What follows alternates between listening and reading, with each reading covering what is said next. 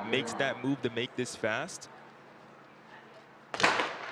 But besides that, we're going to be focused on a fast time, and I think it's going to be concentrated on Marcelo Mantecon. You can see him right there wearing 10 on his chest. He already earned that golden ticket, but I think in the back of the mind, I got to talk to him yesterday, is the Florida State record. He already owns the Florida State record in the mile. He won 4 Florida State championships earlier this year in the 4x8, the 1600, the 800, and the 3200. He's done it all there besides getting the 3200 meter and 2-mile state record. And so that could lend to a fast time today.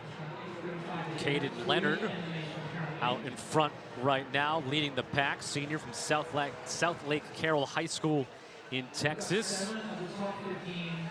Caden has been great over his past 4 years, especially his senior year. He was really chasing that sub-4 mark in the mile, wasn't able to get it, but found real success in the Texas season, the UIL season, winning another state championship and breaking the Texas state record, running about 8:45, which is hard to do in humidity. And now with perfect weather, we'll see what he can do.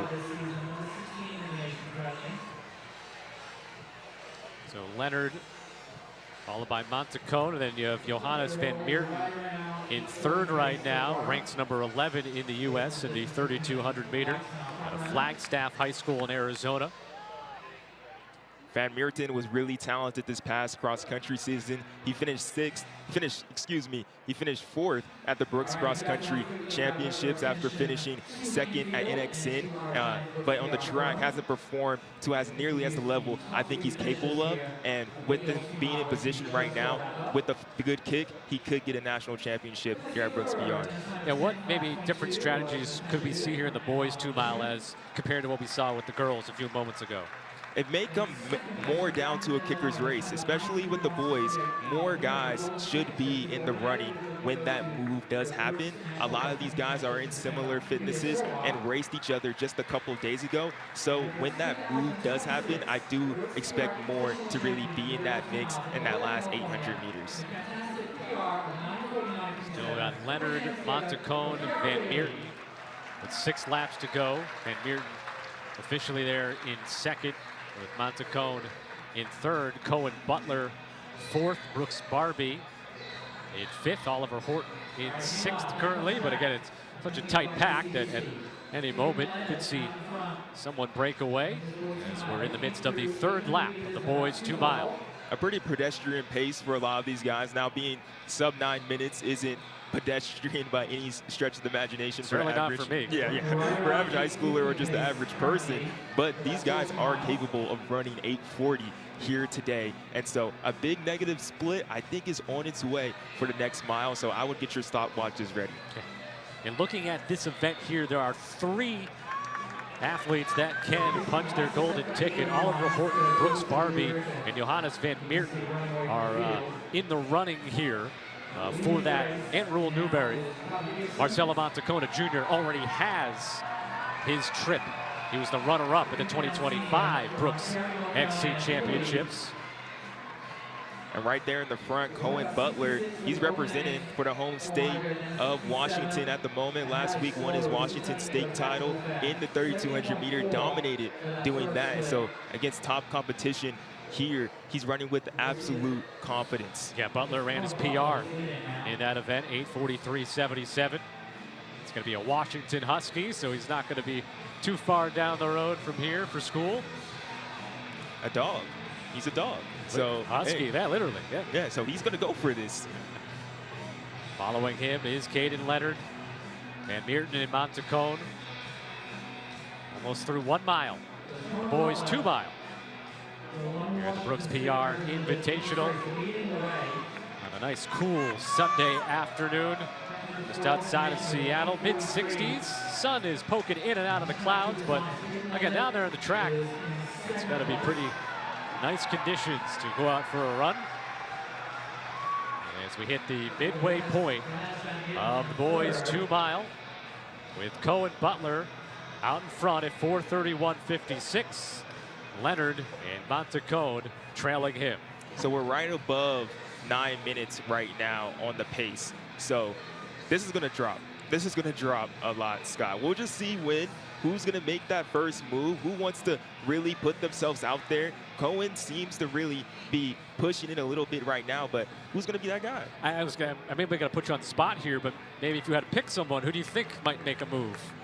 If I have to pick someone, who would make a move out of this group? If it stays like this for a bit longer, third place, Marcelo Mantecon. Okay. He knows he has a strong kick. He runs a PR in 800 at 151, and when he goes, you know it immediately, and it's unexpected just how Mia Serwal did it. So if it stays like this for a little bit longer, I expect him to do something. And you gave me a nice note about Mantecon. He only has one loss in the 3200, so he's not in the business of losing. He's not. He's not. He was runner-up at the Brooks Cross Country Championships, and that happened by a lean, and he was devastated after that race. Ultimately, he wants his Brooks Golden Spike, and if he can get that today, that would make him the happiest guy on the track.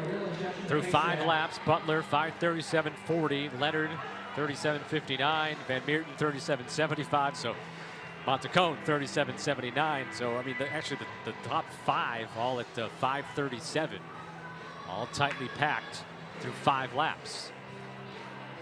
I do want to point out a important caveat too. We have 3 boys from North Carolina: Brooks Barbie, Michael Ferguson, and Kavi Gibson. These dudes race each other every single weekend, so if they make a move, they're definitely going to follow each other. There's one of them coming to the front now, Royal Newberry from Texas. He's trying to take it. Yeah, Royal Newberry, #1 sophomore at Geyer High School in Texas. The #2 ranked sophomore in the United States, an 8:46.61 is his PR. And he has broken away a bit with 2 laps to go. Royal Newberry, the youngest guy in the field, and sometimes those sophomores, what do they say? Sophomore stands for wise fool. They can be fearless anytime when they get to the front of the pack.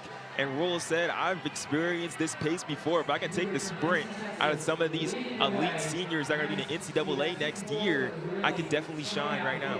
But Marcelo Mantecon is climbing up his back a bit. Yeah, that's the person you do not want behind you at this moment. There you go, Oliver Horton. He's moving into 3rd place. Him from Colorado. He had an amazing cross-country season. When Marcelo Mantecon, oh, there we go now. 600 meters left. Mantecon trying to take the lead over Newberry. In the midst of the 7th lap here, and Marcelo Mantecon will have the advantage into the final lap. For him, I think Mantecon's just thinking about, I want to win this. I want to be a winner now. Last year, in the Brooks Cross Country Championships, it came down to a battle that was about the last 300 meters. It's similar here again. When will he make that real definitive final move?